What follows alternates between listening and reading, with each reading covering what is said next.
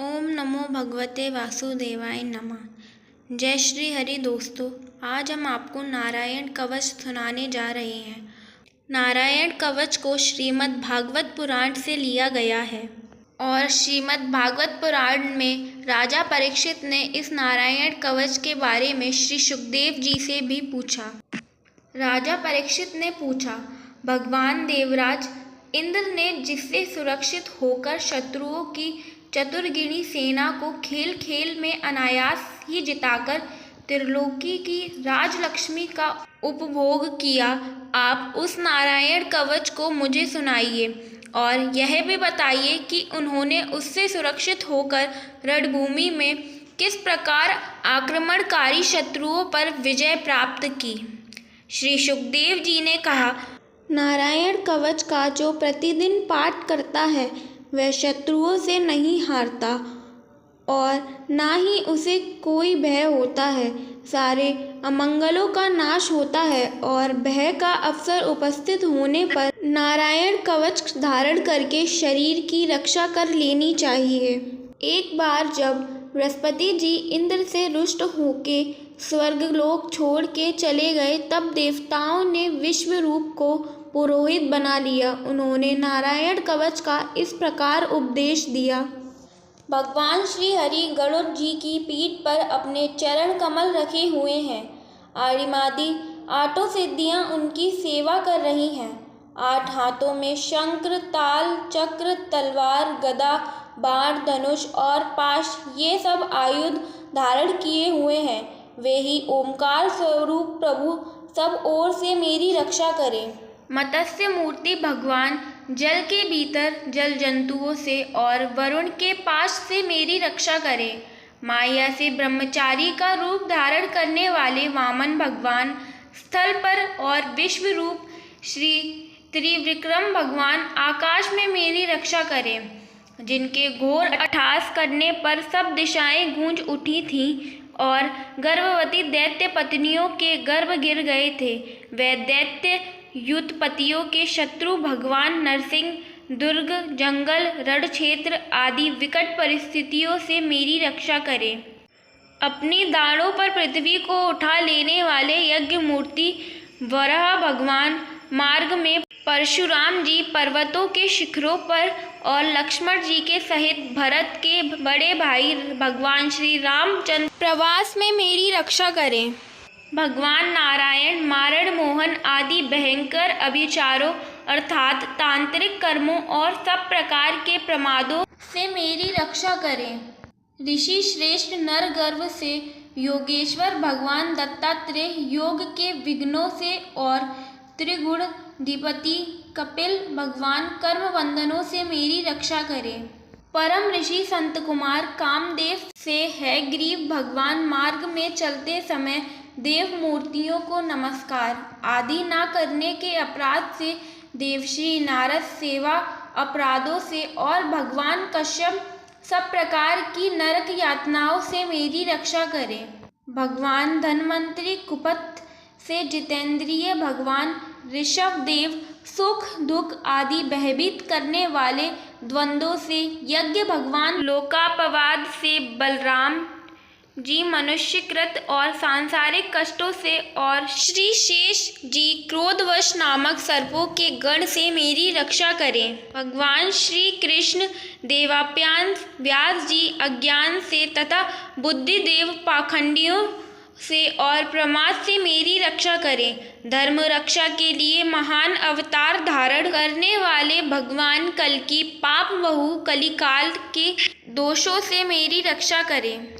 प्रातः काल भगवान केशव अपनी गदा लेकर कुछ दिन चढ़ जाने पर सूर्योदय के समय भगवान गोविंद अपनी बांसुरी लेकर, दोपहर के पहले भगवान नारायण अपनी तीक्ष्ण शक्ति लेकर और मध्याह्न को विष्णु भगवान चक्रराज सुदर्शन लेकर मेरी रक्षा करें। तृतीय पहर में भगवान मधुसूदन अपना प्रचंड धनुष लेकर मेरी रक्षा करें। सायंकाल में ब्रह्मा आदि त्रिमूर्तिधारी माधव सूर्यास्त के बाद ऋषिकेश, अर्धरात्रि के पूर्व तथा अर्धरात्रि के समय अकेले पद्मनाभ भगवान मेरी रक्षा करें। रात्रि के पिछले पहर में श्रीवात्सव श्री हरि उषा काल में खड्गधारी भगवान जनार्दन, सूर्योदय से पूर्व श्री दामोदर और संपूर्ण संध्याओं में काल मूर्ति भगवान विश्वेश्वर मेरी रक्षा करें। हे सुदर्शन, आपका आकार चक्र की तरह है। आपके किनारे का भाग प्रलयकालीन अग्नि के समान अत्यंत तीव्र है। आप भगवान की प्रेरणा से सब ओर घूमते रहते हैं। जैसे आग वायु की सहायता से सूखे घास फूस को जला डालती है, वैसे ही आप हमारी शत्रु सेना को शीघ्र से शीघ्र जला दीजिए।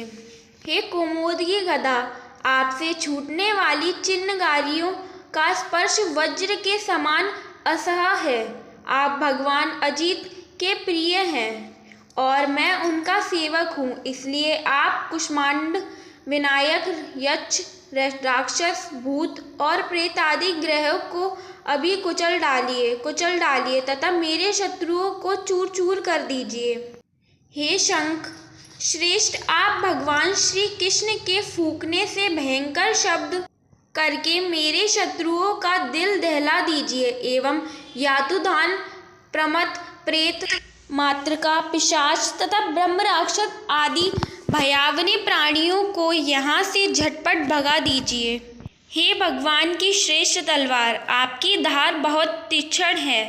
आप भगवान की प्रेरणा से मेरे शत्रुओं को छिन्न भिन्न कर दीजिए।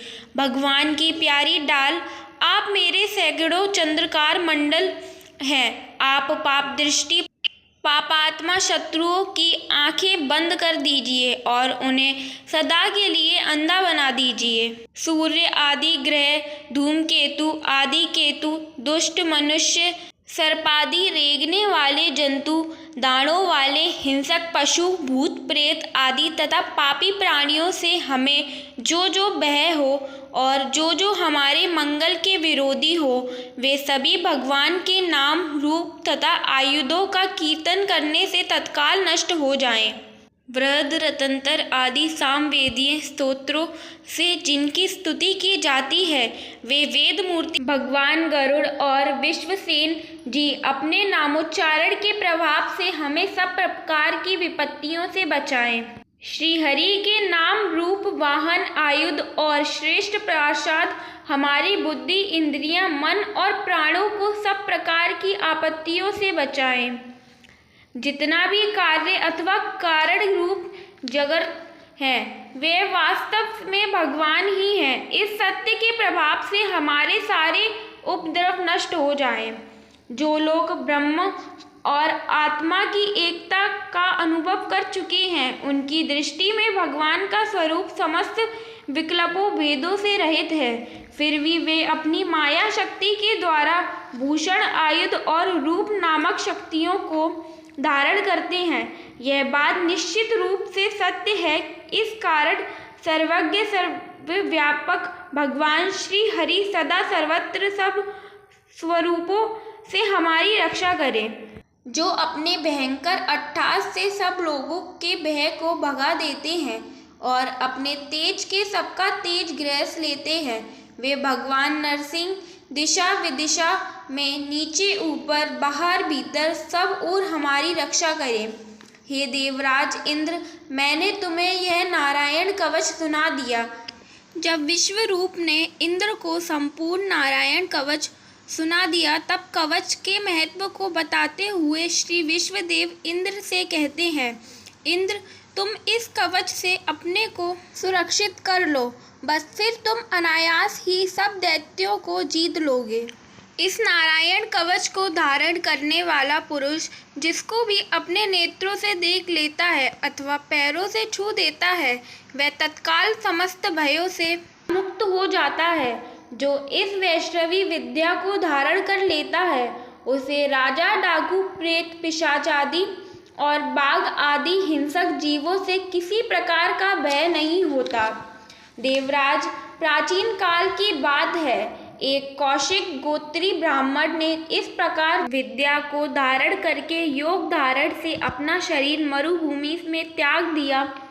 जहाँ उस ब्राह्मण का शरीर पड़ा था, उसके ऊपर से एक दिन गंधर्वराज चित्ररथ अपनी स्त्रियों के साथ विमान पर बैठकर निकले। वहां आते ही वे नीचे की ओर सिर किए विमान सहित आकाश से पृथ्वी पर गिर पड़े। इस घटना से उनके आश्चर्य की सीमा न रही। जब उनके बाल खिलने मुनियों ने बतलाया कि यह नारायण कवच धारण करने का प्रभाव है, तब उन्होंने उस ब्राह्मण देवता की हड्डियों को ले जाकर पूर्ववाहिनी सरस्वती नदी के में प्रवाहित कर दिया और फिर स्नान करके वे अपने लोक को आ गए। जो पुरुष इस नारायण कवच को समय पर सुनता है और जो आदर पूर्वक इसे धारण करता है, उसके सामने सभी प्राणी आदर से झुक जाते हैं और वह सब प्रकार के भयों से मुक्त हो जाता है। यह नारायण कवच संसार सागर से पार करने वाला है। जो पुरुष इस नारायण कवच को आदर पूर्वक सुनता है व सुनाता है और इसे धारण करता है, उसको श्री हरि हर परिस्थितियों में उसकी रक्षा करते हैं। जय श्री हरि, जय नारायण की।